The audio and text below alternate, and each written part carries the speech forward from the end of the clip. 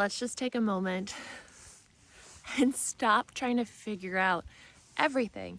Stop allowing your mind to take you to the places of what if, and then you shut down, and then you don't move, and then you don't make the decision, and then you wait another week, another month, another year, another decade to go after the thing that you really want to go after. We get into this analysis paralysis, we get into this fight or flight or freeze state.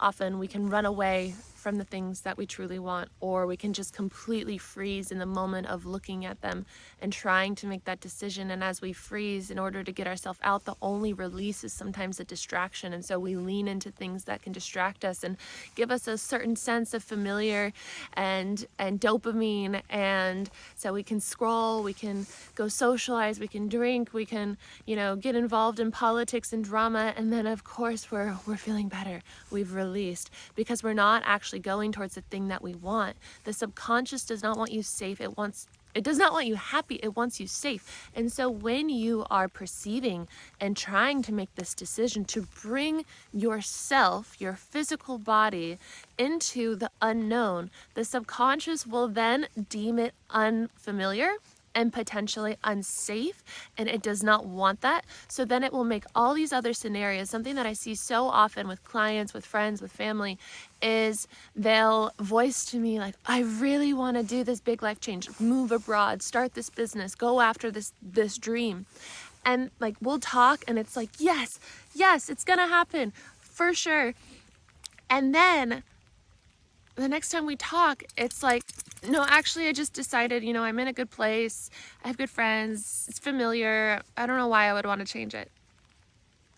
And then we talk and it's like, I'm just so miserable. I haven't changed this thing. I really want to go after this dream, but I don't know. I just feel stuck, right? And it's that cycle, that loop, over and over and over and over. A moment for this beautiful view. And Arlo destroying the tree for a stick. Huh, Bubba's? Arlo? It's just like good old days with just me and Arlo out in nature. Today I took my coffee walk. I made a little post on here about it yesterday. I ordered this mug to support me in my life. It's a big thing, even though it's a small thing, because I am most myself when I go on a walk in the morning with my coffee, alone in nature, and get to reflect and connect and visualize and meditate. I also saw this rock on the ground. Oh, and there's a number. I don't know where that came from. But that was not on there before, I don't think. 643. Numerology people, tell me in the comments, what is 643? Anyway, I saw this on the ground and I was like, okay, that is an interesting looking thing. Is it an egg? Is it what? And so I just kind of got the intuitive hit to pick it up. Everything carries a frequency. Everything around us, a chair, a tree, a person, an animal, there's a frequency to it, an energy to it. And so my guides were saying, just hold this on your walk. I don't know why, but I listened and I trust that part of myself rather than getting into that mindset that we've been conditioned to think, where it's like, no, that's crazy. That's weird. You'd go to the psych ward for that.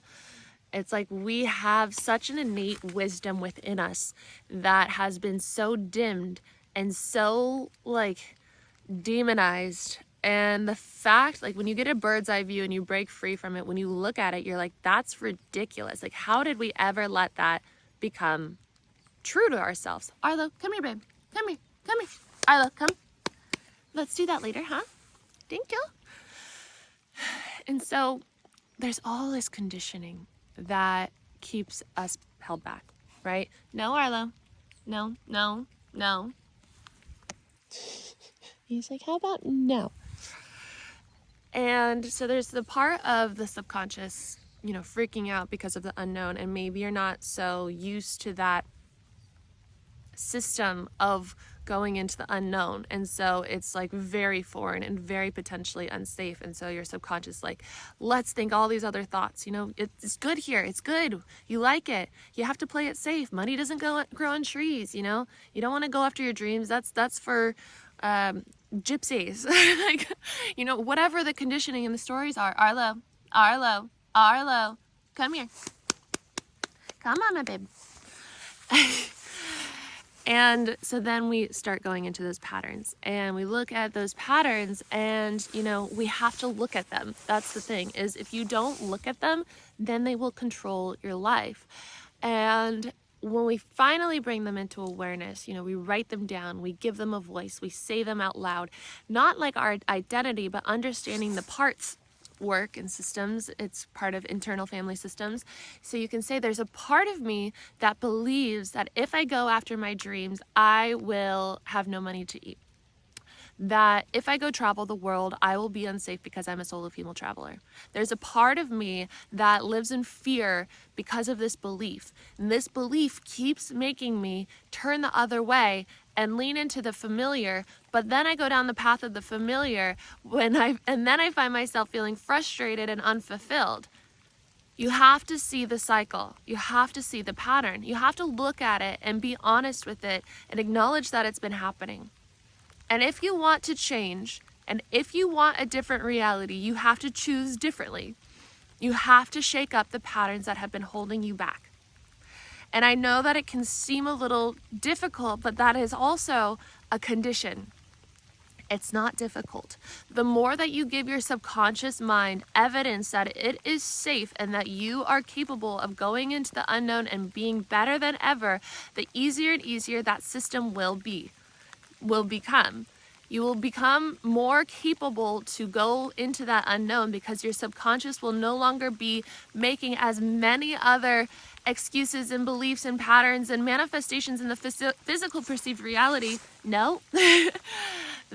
of reasons why you can't go forward, right? The subconscious mind is powerful. Your field affects matter. Your field changes your perceived reality. When you change your field, you change matter. When you change your subconscious mind, you change matter. So you have to look at what is happening in the subconscious mind, and it is possible. You just have to ask the right questions. Arlo, will you sit? Sit. Thank you. Please stay here. I'm just gonna hold him. And so how do we ask the right questions? We say, okay, this dream is possible for somebody else, right? This dream is possible for somebody else. Whatever it is that you want to do, someone else is doing it, I'm sure. I'm sure you've seen someone doing it online or something, and then you're like, oh, I really want that. Why is it possible for them and not you? What does your mind tell you? That is a great way to trap those subconscious beliefs, because it'll be like, well, you're not good with money. Well, you're the minority. Well, you're, whatever comes up. I tried it before and I failed. My mom tried it before and she failed. My family will disown me. I'll be alone.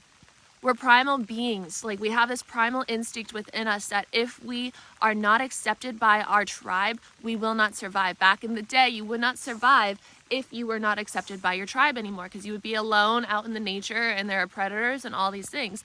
But you are safe. Even if the people that you are associated with right now do not accept you anymore, you will attract your soul tribe when you learn to fully accept yourself and live in alignment with your soul and your soul's calling and your soul's mission and your joy and your curiosity.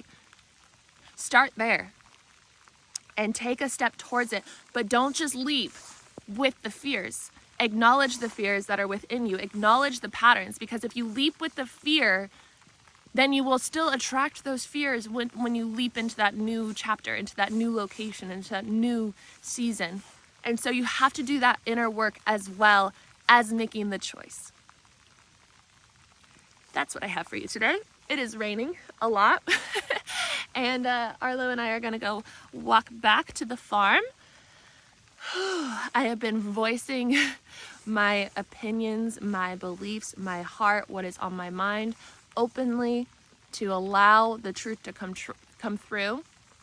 And knowing that even if that continues to shake things up and make, issues or whatever, that eventually the truth gets you into alignment with, almost immediately, but eventually the truth gets you into alignment with exactly where you're meant to go. The truth is everything, right? Just bring the truth through. Speak the truth. Speak how you're feeling. Speak what you're seeing. Do not hold back. Do not people please. Do not try to make someone else's reality better and easier at the expense of your own well-being. You are valuable. You deserve to be valued and appreciated every single place that you are. And you will be when you're in alignment with the places that you're meant to be. And people will be uncomfortable by you being in alignment with your soul and your soul's purpose and mission. That will confront other people and where they're at. And some people won't know what to do with your energy, and that's okay. All you have to do is stay in your truth, stay unfazed, stay centered. And when you become uncentered and phased, just bring it back. It's all a journey. It's all a learning experience. Nobody's perfect. But if you commit yourself to this dedication to moving towards what matters, moving towards your true callings, then you will live such a beautiful life of true fulfillment. You will look back on your life when you're older and you'll say, I'm so proud I went for it. I'm so proud I took that leap and that I challenged my beliefs and that I deconditioned my mind so that I could live my highest potential. So, Arlo's crying because she's bored. If you want to sign up for one of my programs, I have 21 days to rewire your mind, 21 days to know your divine guidance, and I have one-on-one options right now. I was going to close my calendars for one-on-one so that I could just purely focus on this 12-week program that I'm creating. But every time I go to close it, I get a new client, and so I'm kind of getting the feeling that I meant to leave it open right now. So if you want to work with me, I have one-on-one options, and I also have a 6-month program. I will leave that open right now until I get the urge to close that and fully just focus on the programs. So that's available in the links below.